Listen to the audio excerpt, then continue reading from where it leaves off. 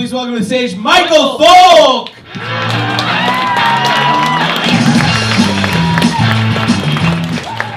Keep it going for your host, Esteban. A little bit about me. I had a really traditional upbringing. I was born and raised in Austin, Texas.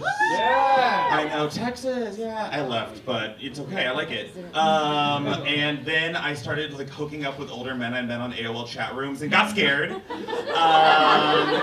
then, universal experience. And then I joined the Christian metal band that was kind of successful. And now I'm the noisiest bottom in Brooklyn.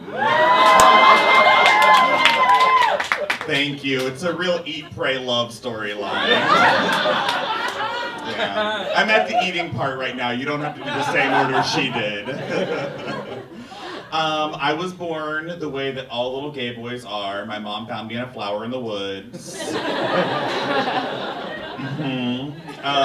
Right before going hiking, she did a little bit of light blood magic. And then she went out and a big flower opened up and I sort of spun out of it.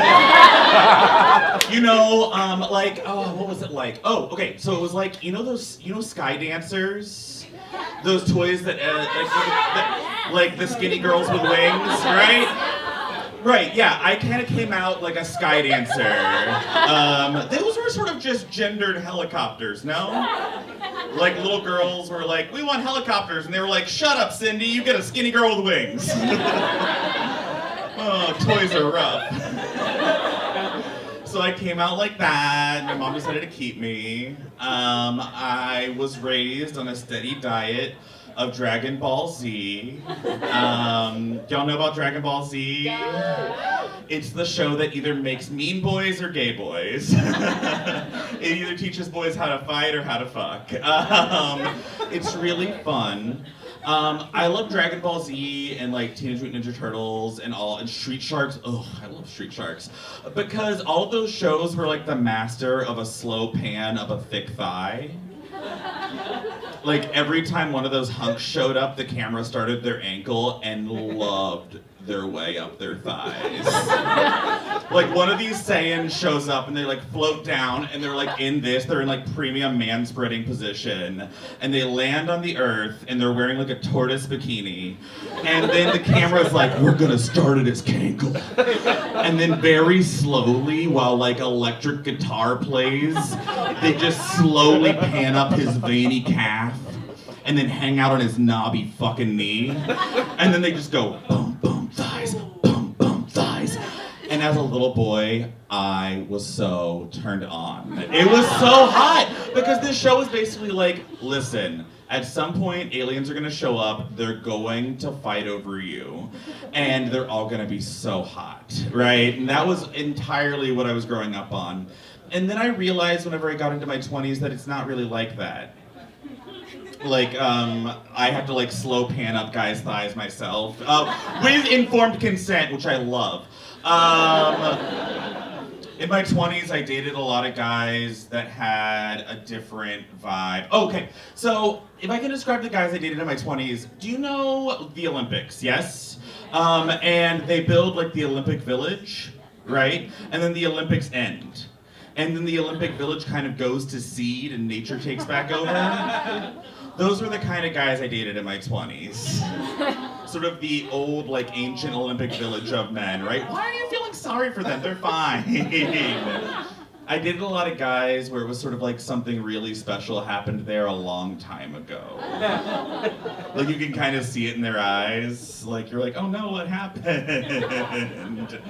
I was really into that for a long time. I love the sympathy that y'all have for men in this climate.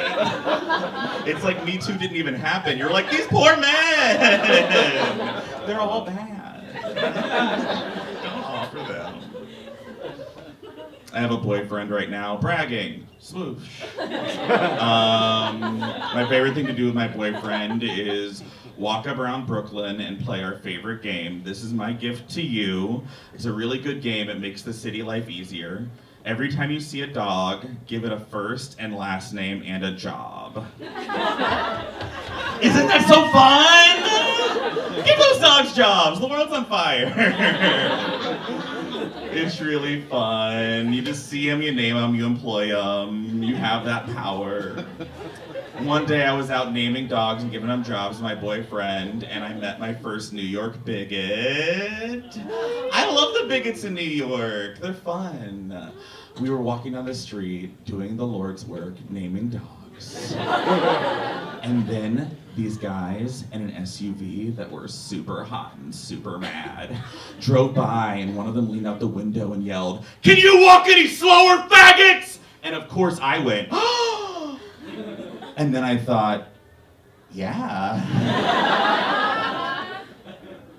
What do you mean? Do you think gay people only have the one setting?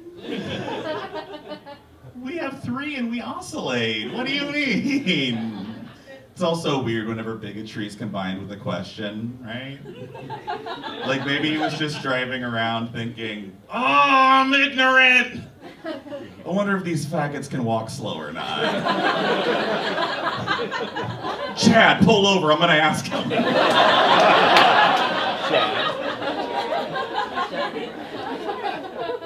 I'm a fatter person, but I'm not like freaking out about it. I like it a lot. I'm a plus size male model sometimes. What? But I do try to take care of my body because the world's cruel. I've been eating a lot of Greek yogurt. That shit's just lotion, right? And the wool's been pulled over our collective eyes. Just some Greek family with a failing suntan lotion company was like, "Call it Chobani, Americans will love it." Wake up, sheeple, it's lotion. That's my time. I'm Micheal Foulk, thank you.